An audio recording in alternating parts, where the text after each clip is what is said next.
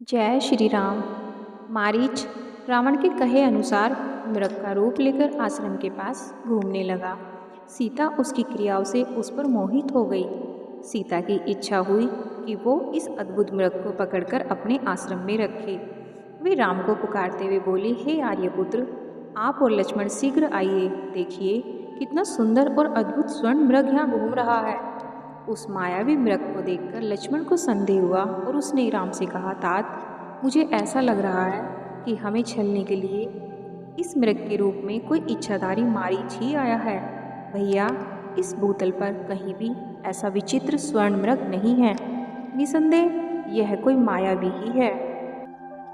लक्ष्मण की बात को काटते हुए सीता बोली, हे नाथ, यह मृग अत्यंत सुंदर है। इसने मेरे मन को मोह लिया है। आप इसे पकड़कर मेरे पास लाइए। जब हम वनवास समाप्त करके अयोध्या लौटेंगे तो यह हमारी यात्रा की शोभा बढ़ाएगा। यदि यह जीवित न पकड़ा जाए तो इसे मारकर मृगशाला ही ले आइए। मैं उस पर आपके साथ बैठना चाहती हूँ। सीता के आग्रह को देखकर राम लक्ष्मण से बोले, हे लक्ष्मण, निसंदेह इस मृग का रूप अत्यंत मनोहर एवं आकर्षक है। यदि यह पकड़ा भी नहीं गया तो मारा तो अवश्य ही जाएगा। सीता का आग्रह पूर्ण करने के लिए इसे अवश्य ही पकड़ना होगा। तुम्हारी शंका के अनुसार यदि यह राक्षसी माया है तो भी इस राक्षस को मारना उचित ही होगा। तुम सीता की रक्षा करो, मैं इसे जीवित या मृत पकड़कर लाता हूँ। इतना कहकर राम शस्त्र धारण करके मायावी मृग के पीछे चल पड़े। राम को अपनी ओर आता देख मृग भी उछलता कूदता गहरे वन के भीतर चला गया। वह अनेक वृक्षों झाड़ियों के बीच कभी छिपता तो कभी दिखाई देता, कभी धीमा तो कभी तेज गति से भागने लगता। उसका पीछा करते करते राम अपने आश्रम से बहुत दूर निकल गए। जैसे ही राम को मृग दिखाई पड़ा, उन्होंने उस पर बाण छोड़ दिया। बाण सीधे मारीच के हृदय में लगा।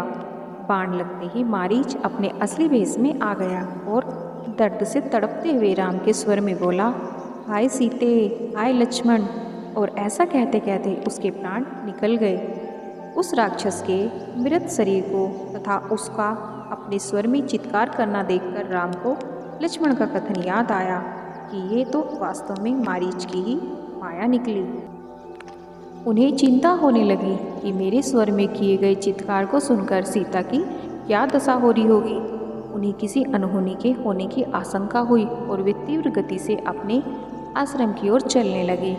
इधर जब सीता ने अपने पति की आवाज़ में हाँ सीते, हाँ लक्ष्मण सुना तो उन्होंने व्याकुल होकर लक्ष्मण से कहा, लक्ष्मण, ऐसा लग रहा है जैसे तुम्हारे भैया किसी संकट में पड़ गए हैं। तुम शीघ्र जाकर उनकी सहायता करो। मुझे उनके दुख भरे शब्द सुनकर चिंता हो रही है। सीता के वचन सुनकर लक्ष्मण बोला, हे आर्य, मैं इस तरह आपको अकेला छोड़कर नहीं जा सकता। भैया ने आपकी रक्षा का भार मुझे सौंपा है। आप धैर्य रखें, भैया अभी आते ही होंगे। दुखी होकर सीता बोली, लक्ष्मण, ऐसा प्रतीत होता है कि तुम भाई के रूप में उनके सबसे बड़े शत्रु हो। इसलिए तो उनके ऐसे दुखी स्वर सुनकर भी उनकी सहायता के लिए तुम नहीं जाना चाहते। जब उनको ही कुछ हो गया तो मेरी रक्षा से क्या लाभ। इतना कहकर सीता रोने लगी। सीता की यह दशा देखकर लक्ष्मण हाथ जोड़कर बोले, देवी, आप व्यर्थ ही दुखी हो रही हैं। इस संसार में ऐसा कोई देवता, दानव, मनुष्य या गंधर्व नहीं है जो भैया के पराक्रम का सामना कर सके। मायावी राक्षस अनेक प्रकार के रूप धारण करते हैं और अनेक प्रकार की बोलियां बोलते हैं। आप तनिक प्रतीक्षा तो करें, वे आते ही होंगे। लक्ष्मण के इन वचनों को सुनकर सीता क्रोधवश बोली, लक्ष्मण, मैं तुम्हारे मनोभावों को भली भांति समझ रही हूँ। तुम राम के न रहने पर मुझे पा लेने की लालसा लेकर ही वन में चले आए हो। मैं तुम्हारी दुष्ट इच्छा को कभी पूरा नहीं होने दूंगी। राम के वियोग में मैं अपने प्राण त्याग दूंगी।